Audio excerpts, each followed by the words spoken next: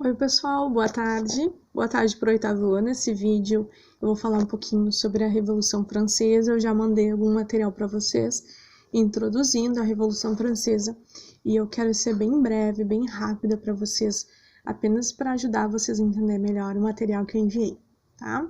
Por enquanto a gente está falando sobre as causas que levaram à Revolução Francesa, o que estava acontecendo lá na França no século 18 que fez acontecer a Revolução, que a gente chama de Revolução Francesa.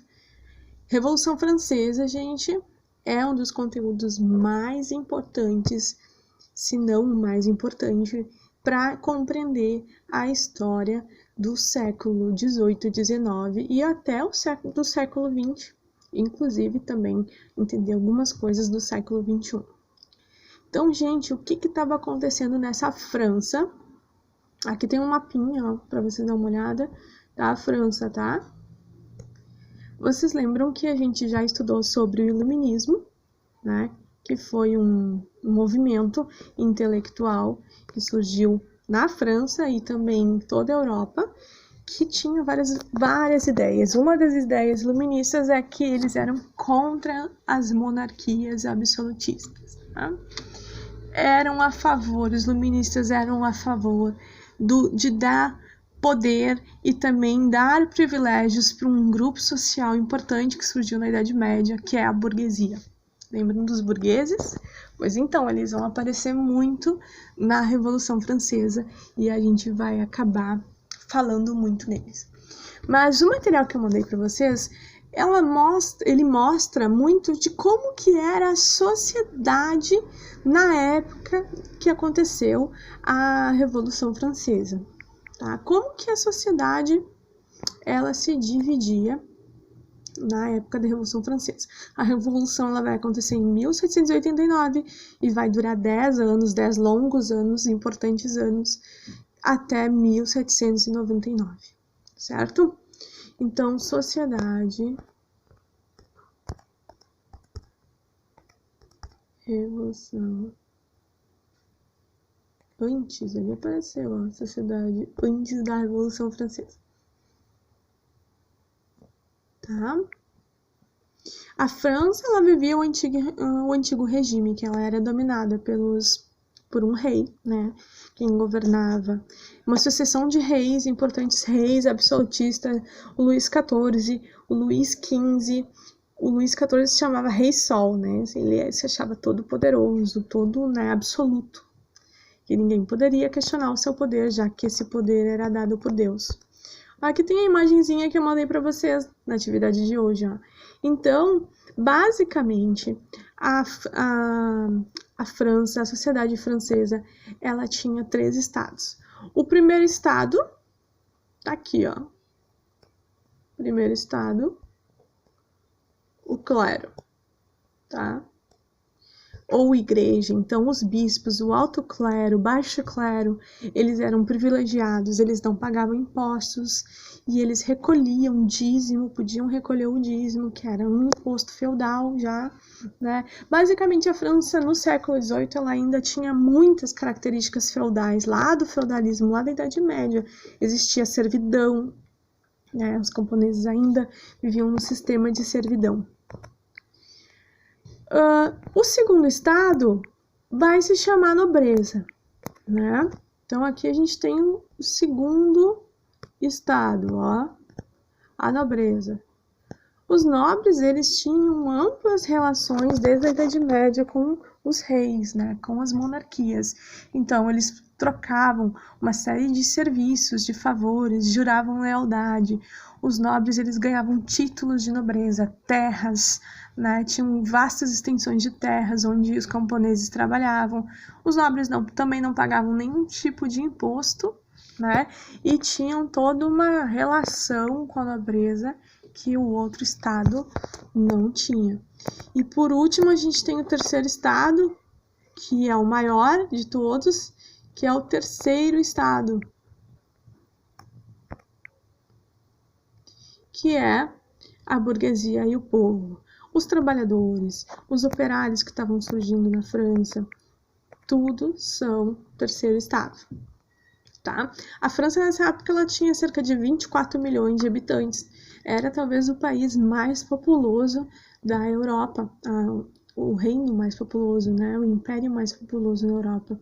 A França, ela vai se envolver numa série de guerras. A Guerra dos 100 Anos com a Inglaterra. Também vai se envolver na Guerra de Independência dos Estados Unidos. Vocês lembram? A gente estudou a independência dos Estados Unidos e a França estava lá. Ela ajudou os colonos americanos a se separarem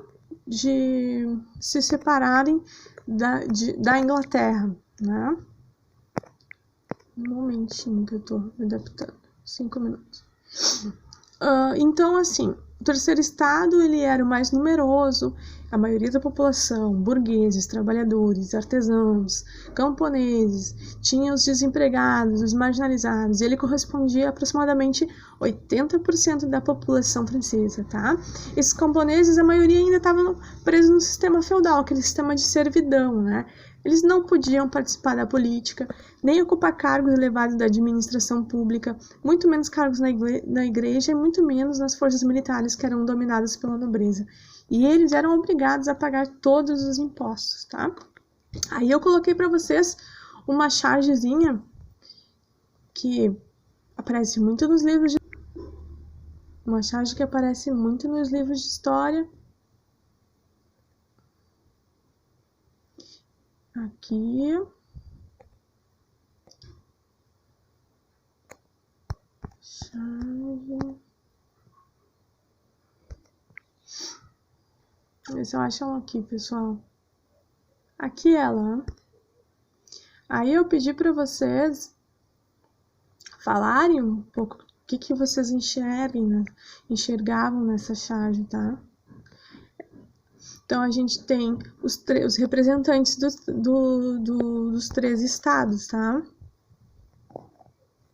A gente tem sentadinho, esse homem que aparece aqui, curvado, com uma enxada. Ó, enxada ali. Esse homem é o terceiro estado, né? É os camponeses. Esses dois que aparecem aqui... Esse ali de roxo representa o primeiro estado, que é o clero, a igreja. E esse aqui cheio de plumas, espalhafatosas e uma espada representa a nobreza. Embaixo a gente vê que ele tem vários animais comendo migalhas. Então ela fala muito, demonstra sobre como os camponeses carregavam nas costas a nobreza e o clero, né, que eram sustentados pelos camponeses, tá? O título da charge sugere uma situação de exploração que estava prestes a acabar. Tá escrito ali embaixo, ó, você deve esperar que este jogo acabe em breve. O terceiro estado carrega o clero e a nobreza em suas costas. Essa charge é de 1789. Tá? Ela é bem famosinha, essa charge. Então, eu queria que vocês exemplificassem isso. Tá, galera?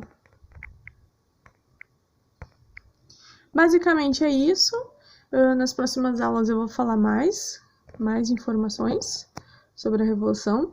Espero que vocês tenham gostado e tenham entendido um pouquinho sobre esses 3 estados que eram compostos à sociedade francesa antes da Revolução, tá? E que foram uma das causas. Essa desigualdade existente entre os 3 estados é que vai ser uma das causas da Revolução Francesa. E sem contar que o terceiro estado não participava da política, ele não tinha poder de voto nem de decisão quando o rei chamava da Assembleia Geral, né, que era uma reunião que o primeiro e o segundo estado participavam das decisões. O terceiro estado não podia participar dessa Assembleia Geral. Tá? Próxima aula, galera, eu vou falar mais um pouquinho sobre outras informações da Revolução Francesa. Espero que tenham gostado e espero que tenham entendido. Um abraço, fiquem bem. Qualquer dúvida, podem me mandar para o meu e-mail. Um abraço.